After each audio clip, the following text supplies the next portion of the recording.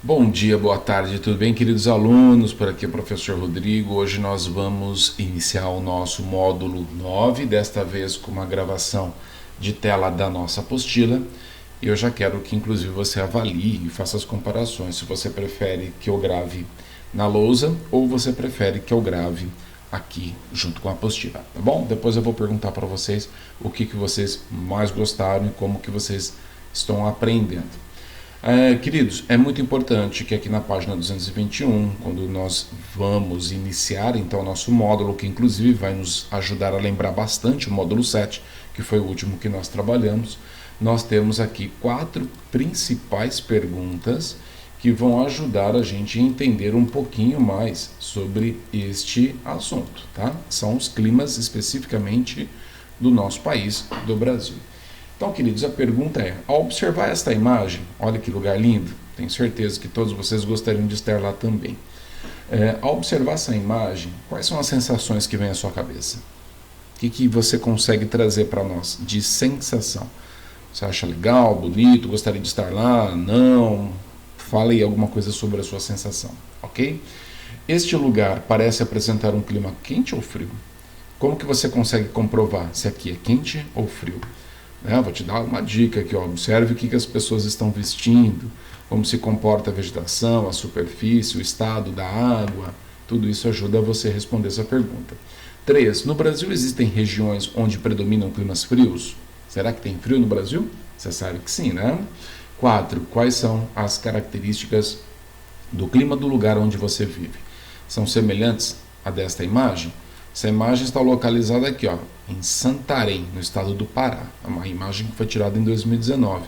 Você sabe que aqui em Bauru tem algo semelhante sim, tá? Mas não é idêntico, é diferente. O Pará está localizado numa região bem diferente de onde está a cidade de Bauru. Combinado, galera?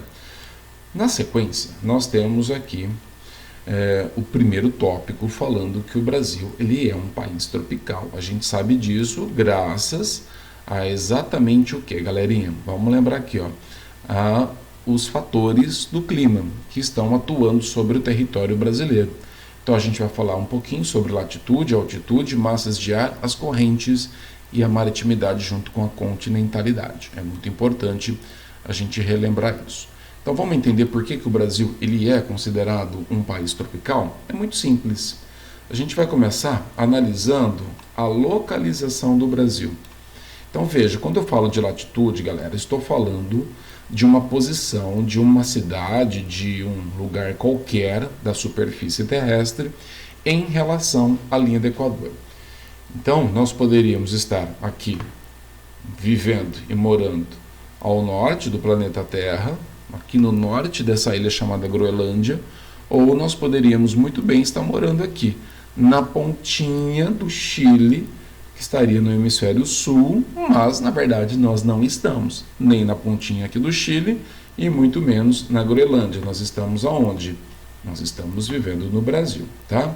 E o Brasil está localizado exatamente entre dois hemisférios. Então veja, nós somos cortados pela linha do Equador, então tem uma porção do Brasil que está justamente no hemisfério norte, como por exemplo o estado aqui do Amapá, Roraima, né, um pedacinho aqui do Amazonas, mas a maior parte do nosso país está localizado no hemisfério sul. Então veja que essa maior parte está localizada no hemisfério sul. Só que tem mais um detalhe. Além de sermos cortados pela linha do Equador, nós também somos cortados pelo Trópico de Capricórnio. Então significa que nós vamos ter uma área do Brasil inserida numa área tropical, onde vai receber mais luz, mais energia, portanto as temperaturas são altíssimas, só que existe uma porção que está justamente aqui com as regiões sul do Brasil, ou melhor, a região sul do Brasil, cortada e inserida basicamente na região de clima temperado. Professor, não sei do que você está falando. Vamos olhar aqui, ó, tá? Essas linhas imaginárias, elas ajudam a entender quais são as principais regiões térmicas do planeta Terra. Então nós temos uma muito quente, uma outra muito fria e uma terceira que é a região temperada, que você encontra calor no verão e muito frio no inverno. Isso é uma característica da zona temperada, por isso que ela é chamada dessa maneira, tá? Então observem aqui comigo, olha. A partir do círculo polar ártico, em direção ao norte, nós temos a zona polar. E eu vou ter outra ao sul. Aqui, na linha do círculo polar antártico, em direção ao sul, nós vamos ter uma outra região polar. Então, muito frio aqui e muito frio aqui também, tá? Aqui nós temos o trópico de Câncer e aqui o trópico de Capricórnio. Basta ler aqui no início, tá bom? Você vai enxergar o nome das linhas. Entre essas duas linhas imaginárias, esses dois trópicos, nós vamos ter aí uma região extremamente quente e ela vai ser chamada de zona tropical. E entre um trópico e um círculo, nós vamos ter uma zona temperada, que é aquilo que eu falei para vocês, tá? As 4 estações do ano são muito bem definidas aqui nessa região. Então, outra zona temperada está aqui, entre o círculo polar ártico e o trópico de Capricórnio. Então, todas essas áreas que eu estou mostrando aqui para vocês estão inseridas dentro de uma zona de climas temperados, tá? Então, o Brasil ele é um país tropical porque ele está nessa região mais quente do planeta Terra. Feito? Uma vez que nós sabemos disso, vamos então entender as perguntas e respondê-las, tá? Quais paralelos principais cortam o Brasil? Paralelos são essas linhas imaginárias que eu estou mostrando aqui para vocês. Ok? No Brasil, portanto, quantas linhas cortam o nosso território? Vamos contar? Trópico de Câncer? Não corta. Equador? Sim. Trópico de Capricórnio? Sim. Então, o que nós vamos fazer? Vamos anotar aqui. Quais paralelos? Linha do Equador e o Trópico de Capricórnio. Show de bola. O que isso nos diz a respeito da latitude em que o nosso país se encontra? Bom, uma vez que nós somos cortados pela linha do Equador e do Trópico de Capricórnio, significa que o nosso país ele vai receber mais luz, mais energia do Sol, portanto as nossas temperaturas serão mais altas, ok? Então, quanto mais próximo da linha do Equador, maior será a temperatura. A gente aprendeu isso lá no módulo 7. E as temperaturas no Brasil tendem a ser baixas ou elevadas? O que vocês acham? De forma geral no Brasil, alta ou baixa? Elevada ou baixa? Se você respondeu alta, você acertou, tá? Então a maior parte das temperaturas no Brasil, elas são elevadas. Mas lembrando que nós temos uma região, que é a região sul do Brasil, que ela está aí basicamente inserida nessa região temperada, então nós podemos ter temperaturas mais baixas aqui ao sul do Brasil. Combinado, meu jovem? Então, ficou assim a resposta. Na sequência, nós temos aqui o fato dessa posição geográfica do Brasil. E a gente vai entender aquilo que nós estávamos falando anteriormente, justamente aqui com esta imagem. Tá? O que você pode notar? Aqui no seu cantinho do lado esquerdo, você vai ter uma legenda mostrando, através das cores, as diferentes temperaturas. Então aqui seria a mais baixa, essa cor, e essa o registro da temperatura mais alta. Vocês vão notar que no Brasil nós não temos nessas cores, nesta data, neste momento, quando foi registrado, tá? Mesmo porque aqui é uma média anual e não é uma média diária. Então, durante a maior parte do ano, as temperaturas no Brasil são sempre elevadas, mas de vez em quando você sabe me dizer muito bem que pode chegar aí uma massa de ar frio e derrubar as temperaturas, principalmente aqui na região sul do nosso país. Combinado, meus lindos? Então vamos lá. Na sequência, eu preciso observar onde que eu tenho maiores temperaturas e aonde eu posso encontrar menores temperaturas. Lembra que eu disse para você, quanto mais próximo da linha do Equador, maior é a temperatura.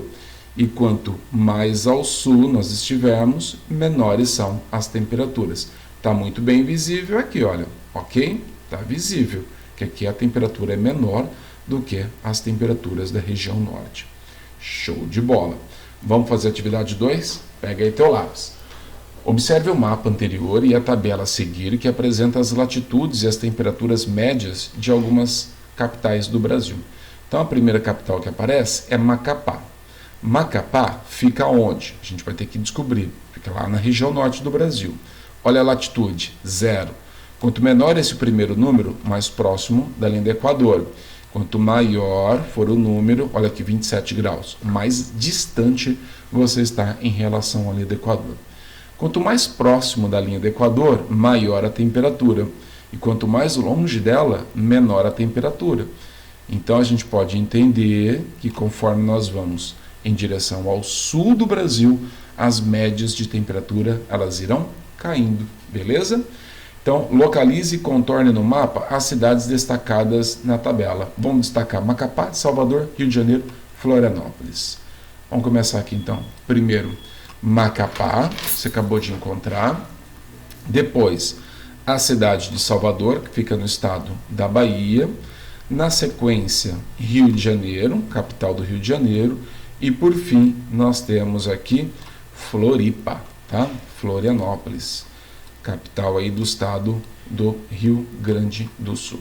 Beleza, galera? Partiu. Então vamos aqui então. Qual é a latitude da cidade que apresentou a maior temperatura média? A maior temperatura média, sem sombra de dúvida, né, galera? Tá aqui, ó, 0,0 grau. 2 minutos e 20 segundos ao norte. Que cidade que é essa? Macapá, ok? Então eu peço para você identificar a cidade mais ao norte aí desta tabela, cidade de Macapá. Qual é a latitude da cidade que apresentou a menor temperatura média? Menor temperatura média está onde? Basta observar aqui, ó. Qual que é a menor? 20,1 graus, ok? Então, a menor é a cidade de Floripa, beleza? 27 graus, 35 minutos e 48 segundos sul. As temperaturas médias das cidades destacadas estão aumentando ou diminuindo conforme a latitude aumenta, ou seja, quanto se distanciam da linha do Equador. Você sabe, ó, quanto mais distante da linha do Equador, o que acontece com a temperatura? Ela cai, beleza? Então, a resposta é: as temperaturas das cidades destacadas diminuem conforme aumenta aí a nossa latitude. Show de bola, galera? Olha essa imagem, que linda, né? Presença aí de áreas serranas, né? Com as temperaturas geralmente abaixo de 0, nós podemos ter aí alguns fenômenos, tá? Entre eles a geada ou até mesmo cair neve, como aconteceu aqui no ano de 2020. E o relevo, será que ele influencia nessa dinâmica das temperaturas? Vocês vão lembrar que sim, tá? Tem a ver inclusive com a pressão atmosférica. Então, quando nós vamos para as regiões mais elevadas, vamos começar aqui em Campos do Jordão. A altura oficial é de 1640, isso sempre lá na prefeitura. Aqui nesse dia a temperatura era de 13,6 graus a esta altitude, e conforme você vai viajando em diferentes alturas do relevo, passando inclusive por outras cidades, né? Taubaté, Cunha, a cidade de São Paulo, está a 940 metros, Taubaté, 585 metros de altura, mas aí você chega de repente lá na cidade do Rio de Janeiro, chamada Paraty, com 5 metros de altura, e logo você nota o quê? 23,3 graus Celsius. O que significa? Quando você está aqui a uma altura mais baixa, próximo ao nível do mar, você tem uma concentração maior dos gases, um aumento da pressão atmosférica, o que faz com que a temperatura aumente. E conforme você sai dessa região mais baixa e vai caminhando em direção às áreas mais altas, e chegando, por exemplo, até a cidade de Campos do Jordão, a 1640 metros, a pressão atmosférica é menor, portanto a temperatura também cai. Aumentou a pressão, aumenta a temperatura. Diminuiu a pressão, diminui a temperatura. Então essa aqui é a explicação para a gente falar basicamente sobre a influência da altitude. Vamos fazer o exercício 3. Observe o perfil de relevo acima, sabendo que as 4 cidades que se encontram aproximadamente na mesma latitude, ou seja, elas estão próximas à mesma latitude. Em relação à linha do Equador, elas estão praticamente na mesma distância. Tá? Pensa nisso. Com o fator climático, qual é o fator climático responsável pela variação das temperaturas. Se não é a latitude, então é um outro fator. Aqui você já tem a resposta. Olha, perfil de relevo. O perfil de relevo está mostrando diferentes altitudes. Então a gente já sabe qual que é o fator. Que informações permitiram que você chegasse a essa conclusão? Ó, muito fácil, galera. Basicamente, a gente vai perceber aqui a diferença da altura, tá? Vamos ler a resposta? O fator climático é a altitude, no caso o relevo. A cidade de Campos do Jordão se encontra na altitude mais elevada, 1.640 metros, e apresenta a menor temperatura média de 13,6 graus. Já em Paraty, qual é a altitude? Olha lá, 5 metros. Se encontra na menor altitude, próximo ao nível do mar, e apresenta maior temperatura média de quanto? 23,3 graus. Ok? Então até aqui é a resposta. Aqui para frente não interessa para você. Combinado, galera? Já terminando aí, nós vamos agora falar sobre as massas de ar. As massas de ar representam outro fator importante do clima brasileiro, sem sombra de dúvida. Então, quantas massas de ar atuam no território brasileiro? Vão contar comigo? Primeira delas, a massa equatorial continental. E vocês vão notar que sempre vai ser desse jeito, tá? O primeiro M é de massa, o meio é a origem dela, se ela é equatorial ou tropical ou polar. E o Czinho aqui indica que ela é continental, mas pode aparecer também o A, que mostra que ela é atlântica, ou seja, ela nasce no oceano. Cada massa de ar tem o quê? Uma origem, ela vem de algum lugar, ela surge em alguma região do país ou do oceano, e ela apresenta uma característica que pode ser quente e úmida, quente e seca, fria e úmida ou fria e seca, tá? Então essa massa equatorial nasce aqui na região norte do Brasil e ela atua basicamente em todo o território nacional. Olha que legal, as flechinhas mostram a direção por onde essas massas de ar conseguem chegar, conseguem influenciar. Então, ela é muito importante, a massa equatorial, porque ela é quente e úmida e ela traz inclusive chuva aqui para a região sudeste e sul do Brasil. Nós temos a massa tropical continental, que é essa, cujas suas características são, na verdade, quente e seca. Então, quando você tem, por exemplo, nessa época do ano, essa secura e, ao mesmo tempo, temperaturas altas, significa que você está passando pela influência, basicamente, da massa tropical continental, ok? E depois, aqui do outro lado, nós temos mais 3 massas que são importantes. Nós temos a massa equatorial atlântica, que também é quente e úmida, mas ela nasce no Oceano Atlântico, ok? E ela influencia basicamente essa região nordeste. É ela que leva altas temperaturas e bastante chuva, bastante umidade aqui para o litoral nordestino. Aqui no litoral do sudeste, por exemplo, perdão, nós temos a massa tropical atlântica, que é uma massa também quente e úmida. Ela é responsável por levar chuva no litoral e também chuva aqui para o estado de São Paulo, por exemplo.